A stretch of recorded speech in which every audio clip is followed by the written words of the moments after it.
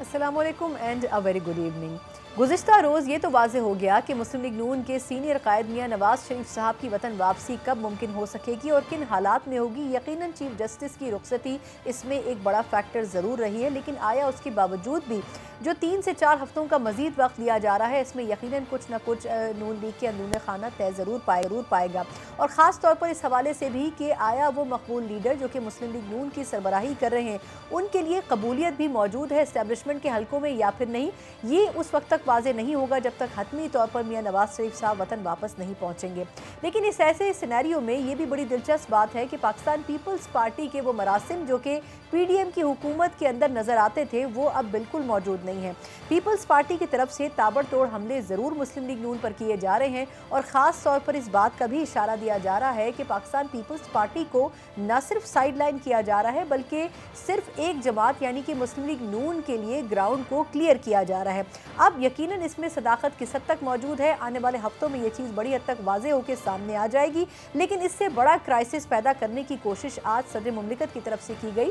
सदर आरिफ अलवी ने election commissioner को एक ख़त लिखा और उन्होंने कहा कि आईनी तौर पर 6 नवंबर वो तारीख है जब इंतखाबात को हो जाना चाहिए, लेकिन ये अब तक मुमकिन नहीं हो सके हैं। और ये जानते हुए भी कि सदर आरिफ अलवी के पास अब कोई इख्तियार नहीं बचा है कि वो इलेक्शन की तारीख को अनाउंस कर सकें, उसके बावजूद भी पाकिस्तान तहरीक इंसाफ के पुरजोर प्रेशर के ऊपर उनको ये ख़त लिखने के ऊपर ना सिर्फ कोशिश करनी पड़ी बल्कि ये भी वाज़ेह करना पड़ा कि आईनी नुकात क्या कहते हैं। अब ऐसा करने से क्या वाकई आईनी बहरान पैदा हो सकता है या फिर नहीं, आने वाले चंद घंटों में ये ज़रूर सूरत हाल वाज़ेह होगी। लेकिन इससे बढ़कर ये ज़रूर पता चल गया है कि सदर आरिफ अलवी सदर मुमलिकत ऑफ पाकिस्तान जो हैं वो बाद में है, लेकिन पाकिस्तान तहरीक इंसाफ के लीडर जो हैं या फिर सीनियर तरीन लीडरों में से पहले हैं। अगर ऐसा ना होता तो यकीनन सदर आरिफ अलवी ये ख़त लिखने की जरहारत ना करते। लेकिन इसके साथ साथ ना सिर्फ उन्होंने इंतखाबात की तारीख दी है बल्कि ये भी कहा है कि अदालत में ये मामला मुख्तलिफ केसेस की सूरत और दरखास्तों की सूरत में मौजूद है, इसलिए इलेक्शन कमीशन को अदालत से भी रुजू करना चाहिए। प्रोग्राम के पहले हिस्से में इसी पर बात का आगाज़ करते हैं और इस पर बात करने के लिए हम मौजूद हैं साबिक सीनियर वफाकी वज़ीर खुर्रम दस्तगीर साहब। Sir, thank you so much for joining. Sir, ये फरमाएगा कि बातें तो बहुत सी थी आपसे पूछने के लिए, लेकिन आज एक और अहम खबर रही और वो थी सदर मुमलिकत साहब का चीफ इलेक्शन कमिश्नर साहब को ख़त। उसमें उन्होंने बड़ा क्लियर कहा है कि जी नवंबर के आखिर में इंतखाबात होने चाहिए, तारीख भी उन्होंने दी है। लेकिन इस हवाले से ज़रूर कहा जाना चाहिए कि उनकी सोच में तब्दीली आई है कि उन्होंने फैसला कुन अंदाज में ख़त नहीं लिखा बल्कि उन्होंने रिकमेंडेशन दी है कि मेरा ख्याल ये है कि आइनी तौर पर 3 माह के अंदर इंतखाबात होने चाहिए और नवंबर में होने चाहिए। तो सर, क्या कहेंगे इस पे कि क्या इख्तियारात तो उनके पास है नहीं, तो क्या ज़रूरत थी ख़त लिखने की? जी, पहले तो कौम को अल्लाह का शुक्र अदा करना चाहिए कि सदर मुमलिकत को जो उनकी आइनी अथॉरिटी है वो वाज़ेह हो गई बिलाखिर। अब वो एक अबूरी सदर है, उनकी जो आइनी मुद्दत है वो पूरी हो चुकी है। तो लिहाजा ये बहुत बड़ा सवाल है कि क्या कोई अबूरी सदर जो है उसके पास आइन के तहत वही अथॉरिटी हासिल है।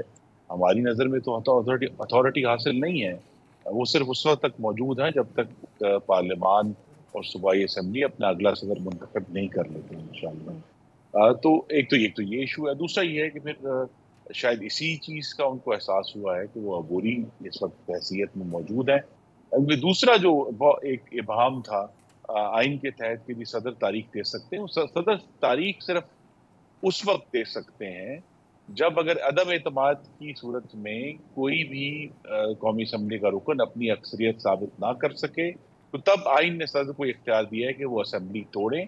और जब सदर उसके तहत असम्बली तोड़ेंगे, आर्टिकल 58(5) है गालिबन, तो वो फिर तब उनको ये इख्तियार होगा कि वो तारीख दे सकें। उसके अलावा उनको कोई इख्तियार नहीं है। और अगर उसमें कोई इबाहम था तो अभी हालिया जो महीनों में पार्लियामान ने कानून साजी करके बराह रास्त ये अथॉरिटी जो है इलेक्शन कमीशन ऑफ पाकिस्तान को दे दी है। तो लिहाजा उन्होंने एक नेक ख्वाहिशात का इजहार किया है। इलेक्शन कमीशन पहले ही कह चुका है कि वो 30 नवंबर तक अपनी हल्काबंदियां मुकम्मल कर लेंगे। उसके बाद गालिबन कम अज कम 54 दिन उन्हें दरकार हैं। तो यही हम टाइमलाइन अब देख रहे हैं कि जनवरी के आखिर में या फरवरी के आगाज में इंशाल्लाह चारों सूबों में और वफाक के इंतखाबात होंगे और फिर इंशाल्लाह हम एक नया सदर आईनी सदर मुंतखब करेंगे।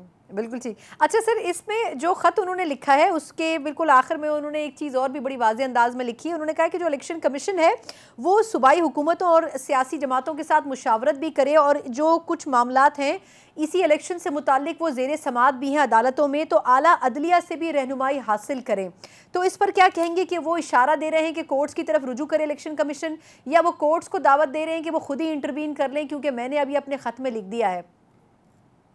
जी, लगता तो यही है कि वो अपनी हस्बे रवायत जो मौजूदा इस वक्त अबूरी सदर साहब हैं, उन्होंने कोई ना कोई इसमें आईनी तौर पर कोई बहरान पैदा करने की बड़े मोहतात तरीके से कोशिश की है कि शायद कोई अदालत इस पर नोटिस ले ले। लेकिन आपको मालूम है कि अदालत में भी इस वक्त इस हफ्ते के आखिर में एक चेंज ऑफ लीडरशिप है और नए चीफ जस्टिस जो हैं वो बिलाखिर अपना हलफ उठा रहे हैं। तो अदालतों की तरफ से जो पिछले हमने खास तौर पे 1.5 साल में एक एडवेंचरिज्म देखा है, अपनी जो अथॉरिटी है उससे बहुत मुहीब और गंभीर तजावुज देखा है, पार्लियामान के साथ तनाव देखा है, तो अब तवक्को यही है कि ये सब ये जो खराब रवायात हैं, जो नए चीफ जस्टिस हैं और नए जो कोर्ट को लेकर चलेंगे, तो इससे पीछे हटकर जो अदलिया का असल काम है, जो भी 50,000 पेंडिंग केसेस हैं, गालिबन 54,000 56,000 सर जी, 56,000 है, तो वो उनके ऊपर तवज्जो देंगे। जो लोगों की अपीलें हैं, जिनकी जिंदगियां उसके अंदर अटैच है, उनके ऊपर तवज्जो देंगे।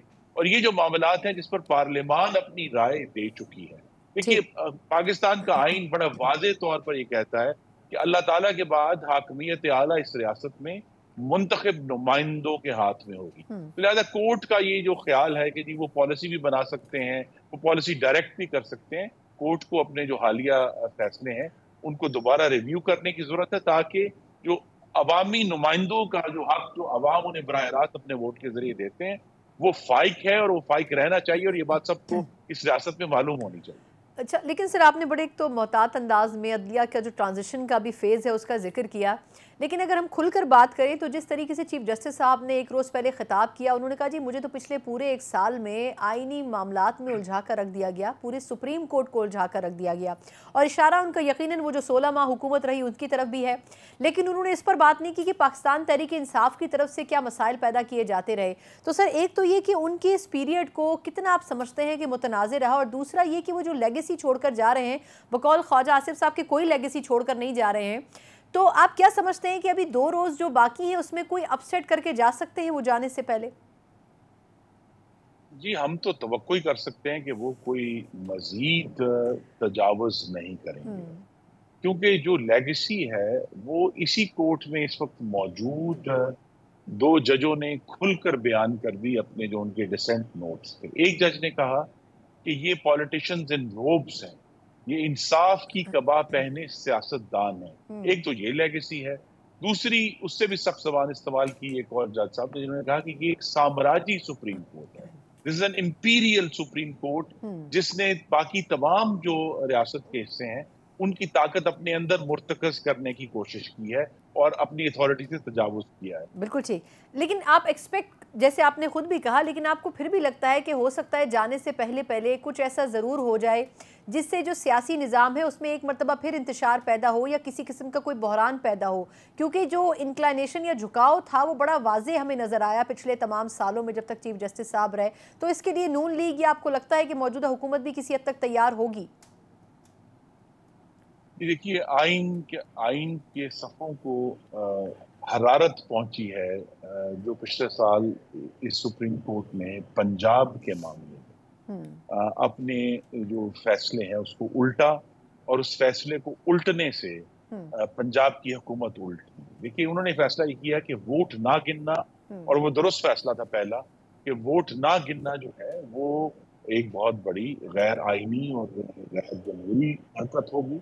और फिर उन्होंने खुद अपना फैसला उठकर कहा कि वोट नहीं गिने जाएंगे पंजाब असेंबली में जो MPs कास्ट करें।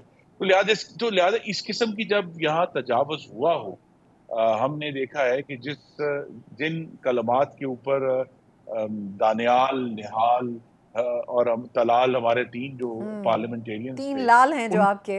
हाँ जी, 3 लाल जो हैं मुस्लिम लीग नून के, अल्हम्दुलिल्लाह आज भी मौजूद है हमारे दरमियान।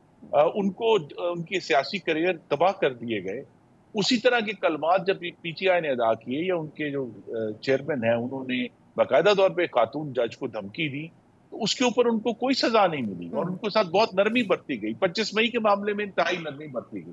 तो लिहाजा ये जो वाजे झुकाव था और जो अदलिया ने इस पिछले जो चीफ जस्टिस अपनी मुद्दत मुकाम उस दौर में जिस तरह एक इंसाफ के मामले को भी बहुत बड़ा नुकसान पहुंचाया, अदलिया की साख को नुकसान पहुंचाया, ये बहुत एक मुश्किल लेगेसी है जो अगले चीफ जस्टिस को मिल रही है कि उन्होंने अदलिया की साख को रिस्टोर करना है और उसका सबसे बेहतरीन तरीका ये है कि वो अपने आप को आइन और कानून तक महदूद करें अपने, और पार्लियामान की जो राय है उसको फाइक जानकर आगे आगे बढ़ेंगे तो फिर अदलिया की साख जो है वो इंशाल्लाह दोबारा बहाल है। बिल्कुल ठीक। अच्छा सर, जहाँ तक लेगेसी की बात है, यकीनन आपकी जमात के जो कायद हैं नवाज शरीफ साहब, उनकी वतन वापसी की अब हतमी तारीख तो सामने है, लेकिन इसके साथ कुछ बैगेज भी है कि एक बड़ी वजह शायद ये भी थी कि चीफ जस्टिस साहब की रुखसती एक बड़ा फैक्टर थी, लेकिन फिर उसको अब अक्टूबर तक लेके जाना, वापस आना, पार्टी के पास अभी तक सर कोई स्ट्रॉन्ग नैरेटिव नहीं है सामने रखने के लिए।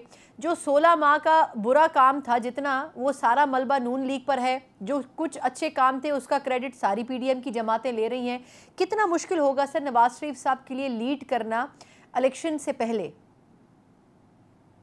मोहम्मद नवाज शरीफ के पास इन सब बातों का जो सबसे बड़ा दुरुस्त जवाब है वो उनका वो कारनामा है जो उन्हें 2013 से 17 तक जिस हुकूमत के उसल बढ़ा थे, और वही मुस्लिम लीग नून का नैरेटिव है कि अगर पाकिस्तान के अवाम मुस्लिम लीग नून पर ऐसा एतमाद करेंगे कि हमारी अपनी जमात की मेजॉरिटी हो पार्लियामान में, तो फिर आज से मुश्किल हालात थे हम भूल गए हैं, अल्लाह करे भूले ही रहें कि 18 घंटे की लूट शेडिंग हम भूलना चाहते हैं। हम ये भूलना चाहते हैं कि इस मुल्क में 80,000 पाकिस्तानी जो थे उनको दहशतगर्दों ने शहीद कर दिया, और 2013 जून तक जब हमारी हुकूमत बनी थी तो वो 6 तकरीबन दहशतगर्दी के वाक़यात हर रोज होते थे।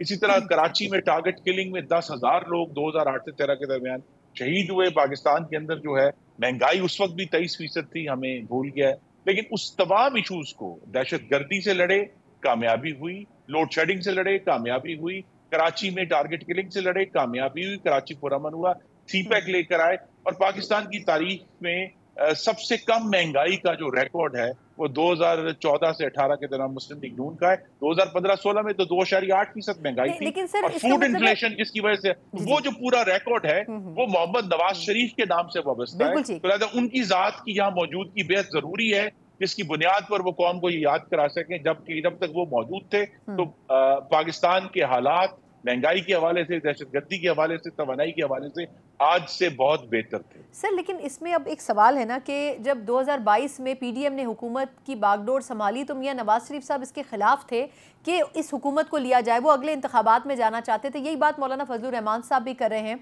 कि वो भी इलेक्शन की बात कर रहे थे, हुकूमत बनाने की या हुकूमत को कंप्लीट करने की बात नहीं कर रहे थे।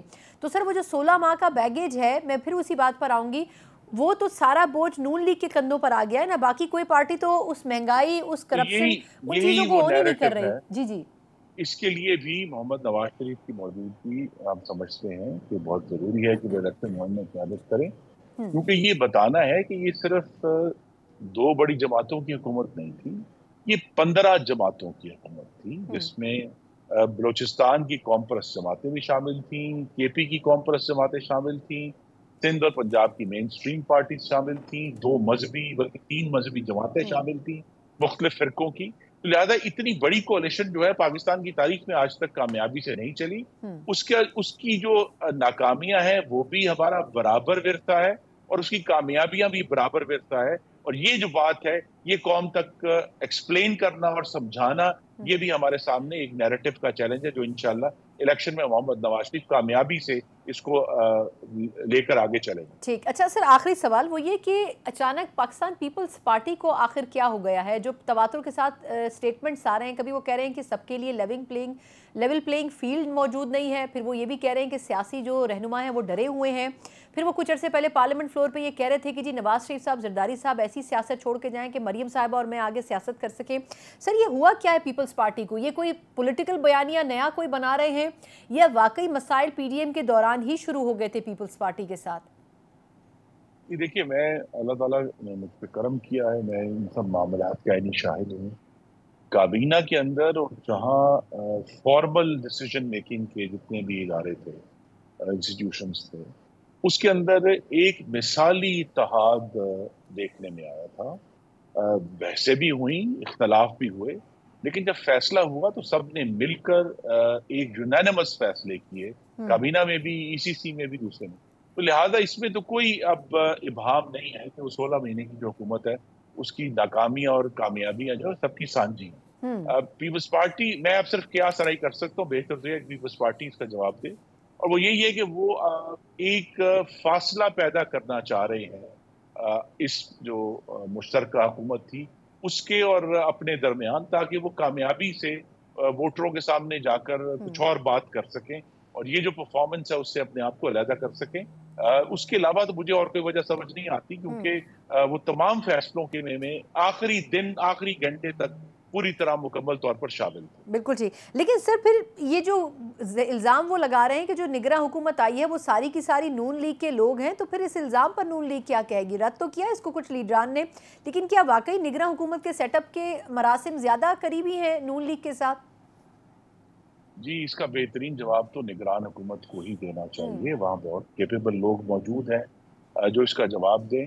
मैंने सिर्फ ये कहा कि अगर सियासी बहस करनी है तो फिर हम भी सिंध के हवाले से वहाँ के जो हमारे सिंध के लीडरान हैं मुस्लिम लीग नून के, वो भी रोजाना शिकायतों की हम बार लगा सकते हैं कि जी वहाँ पोस्टिंग ट्रांसफर में ये हो गया, उधर ऐसे हो गया, लेकिन इससे हमारा मकसद हल नहीं होगा। बिल्कुल ठीक, बहुत बहुत शुक्रिया साबिक वफाकी वज़ीर खुर्रम दस्तगीर साहब हमारे साथ मौजूद हैं। नून लीग के लिए एक बड़ा चैलेंज ज़रूर होगा अपने सियासी लीडर की कई सालों बाद वतन वापसी, और 2013 से लेकर 2017 या 18 तक का जो वक्त था जो नून लीग के क्रेडिट में आता है, यकीनन उसी क्रेडिट के साथ नून लीग इंतखाबी मैदान में भी उतरेगी। लेकिन ये भी दिलचस्प है कि PDM में एक तवील और देर पा इत्तेहाद रखने के बावजूद पाकिस्तान पीपल्स पार्टी के साथ पीपल्स पार्टी संगीन तरीन इल्ज़ामात इस वक्त आयद कर रही है नून लीग के ऊपर कि वो इस्टेब्लिशमेंट के करीब होती जा रही है और सिर्फ उन्हीं के लिए लेवल प्लेइंग फील्ड बनाई जा रही है। किस हद तक इस इल्ज़ाम में सदाकत हो सकती है, आने वाले दिन और हफ्ते इसको बड़ी हद तक वाज़ेह कर देंगे। एक मुख्तसर वक्फा, उसके बाद इसी हवाले से कुछ मज़ीद बात भी करेंगे।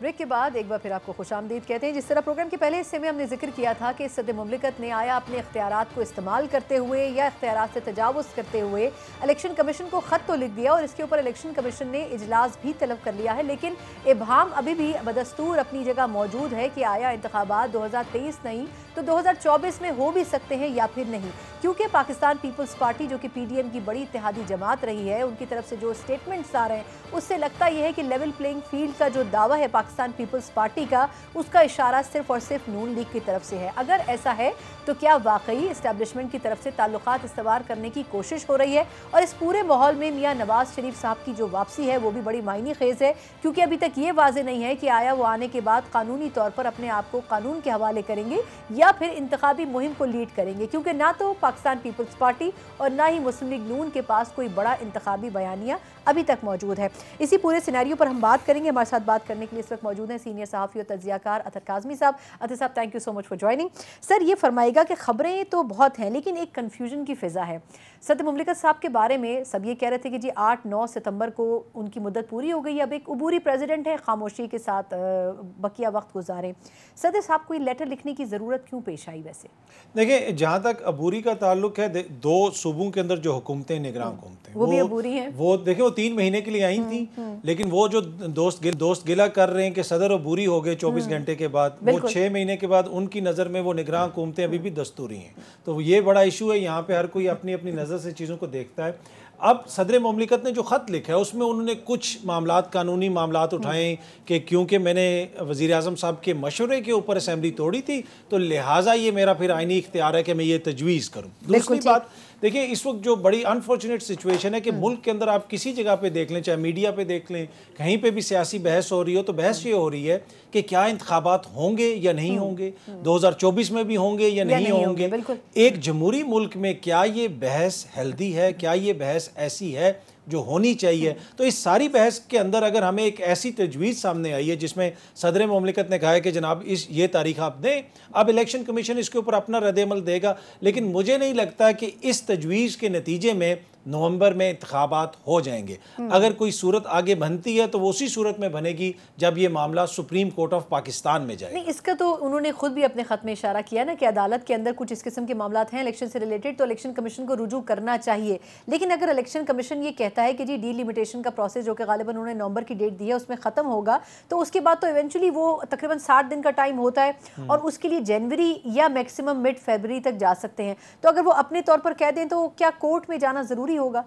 देखिए, वैसे तो नहीं जाना चाहिए, बहुत सारे मामलात आप कोर्ट से बाहर भी हल कर सकते हैं, लेकिन अगर आप हमारी हालिया तारीख देख लें, जितने सियासी मामलात हैं वो अदालत में ही जाते हैं। इसी तरह दे 2 सूबों में भी आइन और कानून बिल्कुल वाज़ेह था कि इंतखाबात कब होने, वहाँ पे तो ये भी इबाहम नहीं था और किसी भी सियासी जमात ने ये कानूनी पोजीशन अदालत में जाके नहीं ली कि यहाँ पे 90 रोज़ में इंतखाबात नहीं हो सकते। वो ये कहते हैं कि इंतखाबात हो सकते हैं, लेकिन ये सिक्योरिटी का मामला है, ये मामला है, तो जिसकी वजह से ये तासुर बढ़ रहा है कि इंतखाबात कुछ लोग नहीं करवाना चाहते। और अब अगर आप देखें पीपल्स पार्टी भी इसके ऊपर एक वाज़ेह मौक़िफ़ उनके सामने अच्छा, ये इसी में एक ज़िमनी सवाल है कि पीपल्स पार्टी को अब अचानक क्या हुआ है? अब उन्हें क्यों ऐसा महसूस हो रहा है कि इत्तेहादी जमातें डर गई हैं, एक के लिए सिर्फ लेवल प्लेइंग फील्ड बनाई जा रही है, बाकी जमातों को माइनस किया जा रहा है? मतलब ये उनका सॉफ्टवेयर अब क्यों अपडेट हो रहा है? देखिए, एक तो पहले उनके पास सिंध की हुकूमत थी, अब उनकी सिंध की हुकूमत नहीं, और जिस तरह की खबरें आ रही हैं कि नो फ्लाई लिस्ट में पीपल्स पार्टी के कायदीन के नाम डाले जा रहे हैं, फलानी शख्सियत पकड़ी गई, उनका सिंध बिल्डिंग अथॉरिटी में उनकी मुबैना करप्शन है, तो बहुत सारी जो इस तरह की खबरें आ रही हैं, तो मेरे ख्याल में उसकी वजह से पाकिस्तान पीपल्स पार्टी के अंदर भी तहफ़्फ़ुज़ात हैं। और जो बिलावल साहब का मौक़िफ़ है वो बुनियादी तौर पर पैगाम है कुछ लोगों के लिए कि अगर आप हमारे साथ सही नहीं चलेंगे, हमें तंग करेंगे, तो फिर हम ये मौक़िफ़ लेंगे। और at the same time Zardari साहब ने जो पैगाम दिया कि नहीं, फिक्र ना करें, मैं बिलावल को रोक के रखूंगा अगर आप हमारे साथ सही तरीके से चलेंगे। नहीं, तो इसका मतलब ये है कि किसी न किसी एक ताल्लुकात तो इस्तेवार करने हैं ना उस इदारे ने, तो फिर क्या उसमें चॉइस आपको मियां नवाज शरीफ साहब नजर आ रहे हैं? लेकिन अगर वो बनते भी हैं तो क्या वो प्राइम मिनिस्टर के कैंडिडेट हो सकते हैं? उनके माजी कोई अच्छा नहीं रहा उनके साथ। देखिए, इस वक्त जो पीपल्स पार्टी का गिला है कि अब जिन शख्सियात को निगरान काबीना के अंदर शामिल किया गया, फवाद हसन फवाद साहब को भी शामिल कर लिया, आज चीमा साहब हैं, जवाद मलिक साहब हैं, तौकीर शाह साहब हैं, ये सारी वो शख्सियात हैं जो करीबी समझी जाती हैं नून लीग के, ऑल्दो कि इनमें से कुछ ब्यूरोक्रेट्स हैं और वो तो सरकार के या जिसे आप कह सकते रियासत के मुलाजिम रहे हैं, लेकिन ये तासुर है कि वो नवाज शरीफ साहब के और नून लीग के करीबी हैं, तो इसके ऊपर भी तहफ़्फ़ुज़ात हैं पाकिस्तान पीपल्स पार्टी को। दूसरा, जहाँ तक मियाँ साहब का, देखिए मियाँ साहब का एक बिल्कुल यूनिक केस है। पाकिस्तान की तारीख में पहली दफ़ा एक सज़ा याफ्ता शख्सियत को मुल्क से बाहर भेजा गया 4 हफ्ते के लिए। अब वो सज़ा याफ्ता शख्सियत जिसने 4 हफ्ते में वापस आना था, 4 साल के बाद वापस आ रही है और उनके इस्तकबाल की तैयारियां हो रही हैं। इस पे अब जो निगरान हुकूमत है पंजाब की, उनके लिए भी मसाइल खड़े होंगे कि क्या वो इजाज़त देंगे इस इस्तकबाल की। नहीं, वो तो कह रहे हैं कि हम कानून के मुताबिक डील करेंगे, लेकिन अच्छा, अब ये भी एक अजीब सी बात है ना कि नून लीग कह रही है कि जी उनका तो जो उनके ऊपर पाबंदी थी गालिबन 3 या 5 साल की, वो ख़त्म हो चुकी है, तो अब उनके ऊपर किसी किस्म की कोई लाइबिलिटी नहीं है, वो इलेक्शन कैंपेन भी रूल कर सकते हैं, वो दोबारा इंतखाबात में हिस्सा भी ले सकते हैं, हालांकि इसके लिए उन्होंने अमेंडमेंट्स करवाई हैं कवानीन में।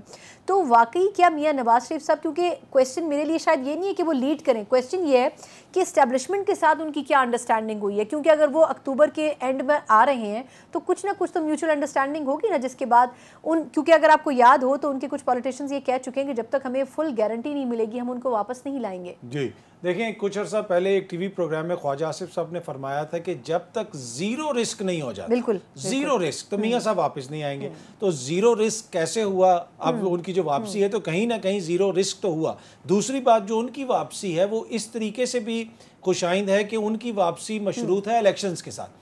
अगर वो वापस आ रहे हैं तो इट मीन्स के इलेक्शन होंगे, इसलिए कि अदरवाइज तो उन्होंने वापस नहीं आना। लेकिन पाकिस्तान की सियासत में, पाकिस्तान के हालात में 1 हफ्ता भी बहुत लंबा पीरियड होता है। क्या 2 महीने 3 महीने तक ये सिचुएशन रहेगी या हालात तब्दील हो चुके होंगे? तो मियाँ साहब की वापसी तो होगी और उनके लिए जो कानूनी मसाइल हैं उसमें भी आसानियाँ हो जाएंगी और इंतखाबी सियासत में भी वो हिस्सा लेंगे। क्या वो अगले वज़ीर आज़म बन सकते हैं? देखें, अभी उस तरह चीज़ें क्लियर नहीं है। बहुत सारे मामलात हैं, चेयरमैन तहरीक इंसाफ के मामलात हैं, उनकी जो अवामी इस वक्त मकबूलियत है वो भी मसला है। उनकी कबूलियत तो है पर क्या उतनी मकबूलियत है, ये भी इशू है। अच्छा, अब जिस तरह पंजाब के ऊपर अगर हम थोड़ी सी बात करें तो कहने वाले ये कह रहे हैं कि इस वक्त नून लीग की वो स्ट्रेंथ पंजाब में नज़र नहीं आती है। क्या वाकई प्रैक्टिकल उस पर ऐसा है? क्योंकि जो नून लीग का असल गढ़ समझा जाता था वो तो पंजाब ही समझा जाता था, सिंध और KP के शायद उस हद तक नहीं था। तो अगर वो वापस भी आते हैं तो क्या हम एक ऐसी पार्लियामेंट देखेंगे जिसमें किसी के पास कोई अक्सरियत नहीं होगी? देखिए, हम ऐसी पार्लियामेंट सिर्फ उस सूरत में देखेंगे जब तहरीक इंसाफ को इलेक्शन नहीं लड़ने दिया जाएगा। तो क्या उनको लड़ने दिया जाएगा? हाँ, अब तक की जो सूरत सामने है उसमें तो ये नजर आ रहा है कि उनके ऊपर काफी ज्यादा मुश्किलात होंगी, पाबंदियां होंगी। अगर फ्री एंड फेयर इलेक्शंस होते हैं, तमाम जमातों को लेवल प्लेइंग फील्ड, वो लेवल प्लेइंग फील्ड जो मियां साहब मांगते थे, जो जरदारी साहब मांगते थे, जो मरियम बीबी मांगती थी, अगर वो लेवल प्लेइंग फील्ड हुई तो बिल्कुल वाज़ेह है कि खैबर पख्तूनख्वा और पंजाब के अंदर पाकिस्तान तहरीक इंसाफ स्वीप करेगी। इवन के मियां साहब का जो अपना गढ़ है, जो लाहौर, वो भी जीतना उनके लिए मुश्किल हो जाएगा। लेकिन अब इसको मैनेज किस तरीके से किया जाएगा? अगर उसको मैनेज किया गया तो फिर आपको एक हंग पार्लियामेंट नजर आएगी। नहीं, लेकिन आपको लगता है कि मैनेज किया जाएगा? मुझे नहीं याद पड़ता कि 70 की दहाई के अलावा किसी और इलेक्शन में मैनेज ना किया गया हो पाकिस्तान के इलेक्शन को। तो अब इस मरतबा हम एक्सपेक्ट कर सकते हैं कि लोग न्यूट्रल ही रहेंगे? देखिए, मैनेज किया जाता है चीज़ों को, प्री पोल बहुत सारी चीज़ों को कंट्रोल किया जाता है। 2018 के इलेक्शन से पहले बहुत सारे लोगों को PTI में शामिल करवाया गया। दीगर जमातों के लिए मुश्किलात थी, नून लीग के हवाले से जो मामलात थे वो सामने आ रहे थे। और इस दफ़ा जिस तरीके से तहरीक इंसाफ के साथ किया जा रहा है तो लग रहा है ऐसे है कि कुछ ना कुछ चीज़ों को मैनेज करने की कोशिश तो होगी, लेकिन क्या ये हो पाएगा? देखें, ये टिकटॉक का दौर है, सोशल मीडिया का दौर है। आपने अभी गिलगित बल्तिस्तान में देख लिया, वज़ीर आला साहब को आपने नायल करवाया, उनके वालिद खड़े हुए, वो इलेक्शन जीत गए। तो अब चीज़ें खुल के इतनी ज़्यादा सामने आ गई हैं कि उनको मैनेज करना इतना आसान नहीं हो। बिल्कुल जी। अच्छा, इस पूरे सिनेरियो में जो सुप्रीम कोर्ट है उसका किरदार बड़ा मायने खेज रहा। मतलब हम एक्सपेक्ट करते रहे, कुछ लोग कहते थे ये तो PTI की साइड पर है, कुछ लोग कहते थे ये सही इंसाफ जो है उसके तकाजे पूरे नहीं कर रहे। लेकिन चीफ जस्टिस साहब ने जो स्पीच की, उन्होंने कहा जी मुझे तो आईनी मसाइल में ही आपने उलझाया हुआ था। लेकिन वो क्या वाकई कोई लेगेसी छोड़ कर जा रहे हैं? केसेस का एक पलंदा तकरीबन 56,000 की सूरत में तो मौजूद है, लेकिन क्या वाकई हम एक्सपेक्ट कर सकते हैं कि उनका पिछला जो दौर रहा वो बड़ा कंट्रोवर्शियल नहीं रहा?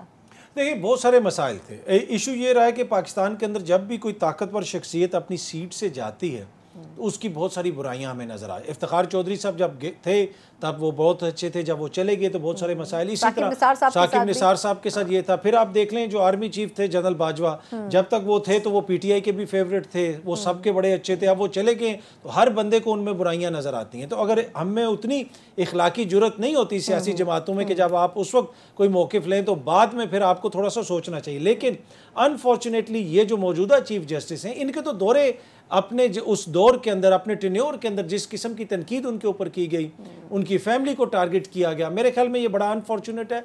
बाकी जो अदलिया की कमज़ोरियां हैं या अदलिया की जो जिस तरीके से उनकी जो आप कह सकते हैं कारनामे हैं, वो उन केसेस के पलंदों में और वो जो पाकिस्तान के अदलिया की रैंकिंग है पूरी दुनिया में, उसमें बिल्कुल वाज़ेह है कि इंसाफ का निज़ाम यहाँ पे कितना अच्छा है। लेकिन अतर साहब, जो ग्रुप बंदी थी वो हमेशा से मौजूद तो रही है हर जगह, लेकिन इतनी वाज़ेह कभी भी नज़र नहीं आती थी कि जजेस एक दूसरे से बातचीत नहीं कर रहे, फुल कोर्ट रेफरेंस या इस किस्म की कोई मीटिंग्स नहीं कॉल आउट हो रही, सीट एक खाली थी वो हमेशा से खाली ही रही। फिर ये कि जजेस जो है वो इख्तलाफी नोट में वो सब कुछ कह रहे थे जो शायद उनको बंद कमरों में कहना चाहिए था, लेकिन वो खुलकर बोल रहे थे। तो ये जो एटमॉस्फेयर थी उसको किसी हद तक पलूट तो किया गया ना इस माहौल में? जी बिल्कुल किया। इसमें एक तो देखें, इख्तलाफात तो अदलिया में रहे हैं, माजी के अंदर भी आपको याद होगा सजाद अली शाह साहब के साथ क्या हुआ, कोयटा में एक बेंच बैठा, उसने अपने चीफ जस्टिस को साहब के दौर में भी कोई अच्छा दौर नहीं रहा, हर दौर में आपके इख्तलाफात रहे। लेकिन जिस तरह की सियासी उसके ऊपर हवा उसमें डाली गई, जिस तरीके का सियासी बयानिया बनाया गया, जब एक हुकूमत पूरी खड़ी हो जाए चीफ जस्टिस के खिलाफ, आप तनकीद नहीं कर रहे, आप दुश्मनाम तराजी कर रहे थे, आप जो लैंग्वेज इस्तेमाल करते रहे जिस किस्म की, तो ऐसे माहौल के अंदर फिर वो जो इख्तलाफात हैं वो ज़्यादा उभर के सामने आते हैं। पर ये ऐसा नुकसान पहुंचा है इदारे को, उसको रिकवर करना बड़ा मुश्किल होगा। अब नए जो चीफ जस्टिस साहब हैं उनके ऊपर भी देखें जिम्मेदारी आएगी, अब वो किस तरह चीज़ों को लेके चलते हैं, तो आने वाले दिनों में एक बड़ा टास्क उनके लिए भी होगा। बहुत बहुत शुक्रिया। अतर काज़मी साहब हमारे साथ मौजूद थे। यकीनन साबिक चीफ जस्टिस दिनों में साबिक होने वाले हैं, वो लेगेसी छोड़कर जाएं या ना जाएं, लेकिन जो आने वाले चीफ जस्टिस हैं उनके सामने चैलेंजेस की एक लंबी फहरिस्त होगी। एक मुख्तसर वक्फा और उसके बाद हम बात करने जा रहे हैं कि अमरीकी सफ़ीर ने रिसेंटली गवादर का दौरा किया है। इससे पहले चीफ इलेक्शन कमिश्नर से भी मुलाकातें की हैं और इससे पहले सियासी जमातों से भी मुलाकातें की हैं, लेकिन किस डोमेन में आकर वो ये सब कुछ कर रहे हैं, इस पर बात करते हैं ब्रेक के बाद। ब्रेक के बाद एक बार फिर आपको खुशामदीद कहते हैं। जहां पाकिस्तान अपने सियासी चैलेंजेस में उलझा हुआ है, वहीं पड़ोसी मुल्क भारत स्पाइस रूट बना चुका है। कई मुल्कों तक उसकी रसाई हो चुकी है और कई ऐसे ममालिक जो माजी में उसके साथ सर्द रवैया रखते थे, अब वो उसके दोस्त बनते नजर आ रहे हैं। और इसकी ताज़ा मिसाल सऊदी अरब से भारत के ताल्लुकात भी हैं, जो G20 के तवस्सुत से हुए हैं। लेकिन पाकिस्तान में क्या कुछ चल रहा है, उससे कतई नज़र पाकिस्तान को इंटरनेशनली भी ये देखने की ज़रूरत है कि आया किस ममालिक के साथ ताल्लुकात बेहतर करने की ज़रूरत और पाकिस्तान के फ़ायदे में है। ऐसे में हम ये देख रहे हैं कि अमेरिका की तरफ से बड़ी एक्टिविटीज़ पाकिस्तान में हो रही है। जो अमेरिकी सफ़ीर हैं, कुछ वक्त पहले उन्होंने ना सिर्फ चीफ इलेक्शन कमिश्नर से मुलाकात की और इंतखाबात के ऊपर इज़हार ख्याल किया, बल्कि सियासी जमातों से भी मिले। और इसके बाद हमने देखा है कि उन्होंने रिसेंटली गवादर का भी दौरा किया है और वहाँ पर तजारती जो अपॉर्चुनिटीज़ हैं उनके ऊपर भी गुफ्तगू की है। लेकिन इसकी वजूहात क्या हैं कि पाकिस्तान के जो इंटरनल इशूज़ हैं, इसमें अमेरिका इतना प्रोएक्टिव हो रहा है। एक मौके के ऊपर अमेरिकी महकमा खारजा की तरफ से ये भी कहा गया है कि हम किसी जमात या उम्मीदवार को सपोर्ट नहीं करते, बल्कि पाकिस्तान में सिर्फ आज़ादाना इंतखाबात को सपोर्ट करते हैं। ये सब कुछ आखिर किस सिनेरियो में हो रहा है और इसके पर्दे के पीछे चल क्या रहा है, इस पर हम बात करेंगे। हमारे साथ साबिक सफ़ीर मंसूर अहमद खान साहब मौजूद हैं। मुख्तलिफ ममालिक में बहैसियत सिफारतकार इन्होंने काम किया है, एक तवील और वसी तजुर्बा है। मंसूर साहब, sir thank you so much, आपने हमें वक्त दिया। सर ये फरमाइएगा कि सबसे पहले तो अमरीकी सफ़ीर ने गवादर का दौरा किया और पिछले चंद हफ्तों में उनकी खासी मसरूफियात रही हैं। सर आप क्या कहेंगे, क्या वजह हो सकती है इसकी कि इतना प्रोएक्टिवली अमरीका आखिर क्यों काम कर रहा है, और ख़ास तौर पर ऐसी चीज़ों में जो कि पाकिस्तान के इंटरनल मैटर से डील करती हैं? जी जी, सबसे पहले तो बहुत शुक्रिया आपको मुझे अपने प्रोग्राम में इनवाइट करने के लिए। देखिए, बात यह है कि पाकिस्तान एक बहुत मखसूस किस्म के सियासी हालात से गुजर रहा है, बहुत सेंसिटिव किस्म के सियासी हालात से गुजर रहा है। इसमें उनकी जो ये विजिट्स हुई हैं, चाहे वो इलेक्शन कमिश्नर से, चीफ इलेक्शन कमिश्नर से उनकी मुलाकात थी, या उनकी अभी हालिया गवादर की विजिट हुई है, तो उससे थोड़े से इस किस्म के सवालात ज़रूर उठे हैं, इस किस्म के व्यूज सामने आए हैं कि इन विजिट्स के पीछे क्या मकासद हो सकते हैं। और चूँकि गवादर की विजिट जो है वो गवादर पाकिस्तान के और चाइना के दरमियान जो सीपेक का मंसूबा है या BRI का मंसूबा है, उसके साथ उसके अंदर बहुत अहमियत रखता है। गवादर की पोर्ट से बलूचिस्तान के अंदर इंफ्रास्ट्रक्चर के ताल्लुकात, इंफ्रास्ट्रक्चर के रवाबित, और फिर वहाँ से अफगानिस्तान की तरफ इस सारे कनेक्टिविटी मंसूबे का आगे बढ़ना है। लेकिन बात यह है कि पाकिस्तान और चीन के दरमियान भी चाहे वो गवादर उससे मुतालिक मामलात हों या सीपेक हो, इसमें मेरा ख्याल यकसुई पाई जाती है। और मेरा ख्याल है कि पाकिस्तान और चीन दोनों का नुक्ता नज़र ये रहा है कि ये सिर्फ पाकिस्तान और चाइना तक महदूद राब्ते नहीं हैं या प्रोजेक्ट्स नहीं हैं, बल्कि इन प्रोजेक्ट्स का मकसद कनेक्टिविटी को आगे लेकर जाना है। और वो कनेक्टिविटी एक तरफ अफगानिस्तान और सेंट्रल एशिया के ममालिक की तरफ जाती है, और दूसरी तरफ वो मिडिल ईस्ट और यूरोप और फिर यूनाइटेड स्टेट्स की तरफ भी में भी उसकी पार्टिसिपेशन हो सकती है मुस्तकबिल में। तो इस लिहाज से मैं कहूँगा कि ये रवाबित बहुत एक लिहाज से हमें उनको एक मुस्बित नजरिए से भी देखना चाहिए। लेकिन और साहब, कथा कलामी की माजरत सर, लेकिन ये इसकी क्या वजह है कि वो हमारे इलेक्शन कमिश्नर से भी मिल रहे हैं, सियासी जमातों से भी मिल रहे हैं, इंतखाबात के ऊपर भी बात कर रहे हैं। चलिए गवादर का विजिट तो समझ आता है, लेकिन बाकी जो इनकी एक्टिविटीज़ हैं उसकी क्या वजह हो सकती है सर? और फिर इसमें सर ये भी कि फिर महकमा खारजा उनका ये कह रहा है कि जी हम पाकिस्तान में आज़ादाना इलेक्शन को सपोर्ट करते हैं, फिर वो क्लैरिफाई भी कर रहे हैं कि हम किसी जमात या किसी उम्मीदवार को सपोर्ट नहीं कर रहे। जहाँ तक चीफ इलेक्शन कमिश्नर से मुलाकात है, मेरा ख्याल ये बहुत ही संजीदा नौयत की, सेंसिटिव नौयत की मुलाकातें होती हैं, क्योंकि पाकिस्तान एक मखसूस हालात से गुजरा है जिसमें इलेक्शन का प्लान, इलेक्शन की तारीख जो है अभी उसके लिए इंतज़ार किया जा रहा है, और उसके ऊपर मुख्तलिफ पार्टियों के मुख्तलिफ व्यूज़ भी हैं, मुख्तलिफ ओपिनियंस भी हैं। तो मेरा ख्याल इस किस्म की, गो के यूनाइटेड स्टेट्स है या आज मेरा ख्याल बरतानिया की हाई कमिश्नर जो है, UK की हाई कमिश्नर, उन्होंने भी चीफ इलेक्शन कमिश्नर से मुलाकात की है। इसमें मेरा ख्याल हमारे दोस्त ममालिक को भी ये मद्देनजर रखना चाहिए कि जो इंटरनल मामलात, इंटरनल सियासत से जुड़े जो मामलात हैं, जिसमें ख़ास तौर पे चीफ इलेक्शन कमिश्नर का रोल या इलेक्शन कमीशन का रोल है, उस मामले में एक ख़ास किस्म की एहतियात बरती जाए। और फिर दूसरी चीज़ ये है कि जब ये SOPs, इन BT से कुछ SOPs हैं, जब ये दरख्वास्त, मीटिंग की दरख्वास्त किसी सफीर की तरफ से या किसी डेवलपर्स की तरफ से की जाती है किसी भी इदारे को, चाहे वो इलेक्शन कमीशन ऑफ पाकिस्तान है या जुडिशरी है हमारी या हमारी आर्मी है, तो मेरा ख्याल है उसमें इन इदारों का फर्ज है कि वो दफ्तर खारजा का व्यू लें और दफ्तर खारजा को कंसल्ट करने के बाद वो मुलाकातें करें। अगर ये मुलाकातों के दफ्तर खारजा को कंसल्ट किया गया है तो फिर तो इनमें कोई हर्ज नहीं। सर फिर लेकिन अगर उस मुलाकात में सर फिर दफ्तर खारजा, उस मुलाकात में फिर सर दफ्तर खारजा का नुमाइंदा होना भी फिर बड़ा ज़रूरी है ना, अगर उनकी कंसेंट इसमें शामिल है। सर लेकिन एक और सवाल, चलें आपकी मौजूदगी का फ़ायदा उठाते हुए कि सर अब हम भारत को अगर देखें तो सी पैक की हम बात करते हैं लेकिन हम उसको सही तौर पर यूटिलाइज़ नहीं कर सके। अगर हम भारत की बात करें तो वो स्पाइस रूट बना चुके हैं, सऊदी अरब से एग्रीमेंट्स कर रहे हैं, वहाँ पर ऑयल रिफाइनरीज लग रही हैं। हमें अपने इंटरनेशनल अफेयर्स को किस हद तक ओवरकम करने की और बेहतर करने की ज़रूरत है? हम बजाय इसके कि मुकाबले में पड़े, हमें कहाँ कहाँ इम्प्रूवमेंट करने की ज़रूरत है? सबसे पहला मुल्क जो हमारे लिए बहुत अहमियत रखता है नेबरहुड में वो अफगानिस्तान है, क्योंकि अफगानिस्तान भी एक बहुत मखसूस किस्म के हालात से गुजर रहा है। तालिबान का टेक ओवर हुआ वहाँ 2 साल पहले और उसके बाद ये मुल्क जो है ये 40 साल या 50 साल की जंग से बाहर आ रहा है। और जो हमारे स्ट्रेटेजिक प्रोजेक्ट्स हैं जैसे सीपेक है या BRI है चाइना के साथ, उनकी जो एक्सटेंशन है वो अफगानिस्तान की तरफ होनी है, अफगानिस्तान के थ्रू सेंट्रल एशिया की तरफ होनी है या यूरेशिया की तरफ होनी है। फिर ईरान जो है हमारा दूसरा हमसाया मुल्क है जिसके साथ हमारे इक़्तिसादी ताउन को फ़रोग़ मिलना चाहिए। चीन है हमारा हमसाया मुल्क जिसके साथ हमें मज़ीद मुस्तहकम करना चाहिए। और मैं तो यहाँ ये कहूँगा कि हमें भारत जो है जिसके साथ हमारे एक मखसूस ताल्लुकात हैं, कश्मीर का मसला भी है, बाकी भी हमारे उनके साथ डिफरेंसेस हैं, तनाज़ात हैं, लेकिन नेबर्स के साथ हमेशा एक डायलॉग के ज़रिए ही आगे बढ़ा जाता है। और हमें मेरा ख्याल है